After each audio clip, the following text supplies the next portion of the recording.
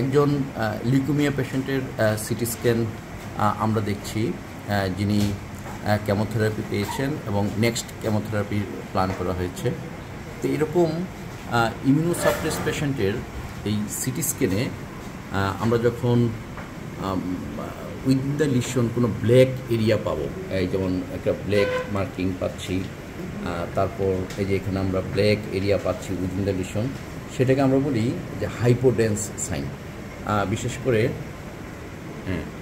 এর অনেক differential diagnosis হতে পারে, কিন্তু যখন on the background of chemotherapy or severe immunosuppression, পেশেন্টের হোয়াইট এরিয়ার মাঝখানে যখন কোনো আমরা ব্ল্যাক এরিয়া পাই, তখন আমরা এই ছোটো এখানে দেখতে পাচ্ছি যে এরও ডিফারেন্সিয়াল ডায়াগনোসিস অনেক কিছু হতে পারে বা পারত, কিন্তু ওই ব্যাকগ্রাউন্ডে এটাকে আমরা বলবো হাইপোডেন্স সাইন।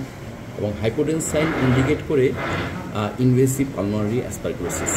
এই পেশেন্টের যেমন আমরা এই সেকশনটাতে যদি আসি, যে পেশেন্টের এই সাদার মাঝখানে একটু ব্ল্যাক এরিয়া। এবং ইনভেসিভ অ্যাসপারগিলোসিসে আরেকটা ফাইন্ডিং হলো হ্যালোসাইন।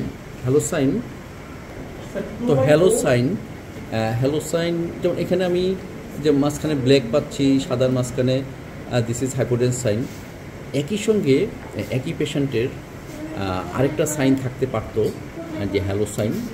আই রিপিট, যে এখানে এই যে হোয়াইট যে লিশন, এটার চারপাশে গ্রাউন্ড গ্লাস অপাসিটি।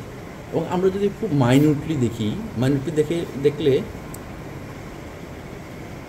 যদি চারপাশে আমরা গ্রাউন্ড গ্লাস পেতাম মাইনিউটলি দেখে, তখন বলতে পারতাম যে দিস ইজ হ্যালোসাইন। কিন্তু এক্ষেত্রে আমরা হ্যালোসাইন বলতে পারছি না।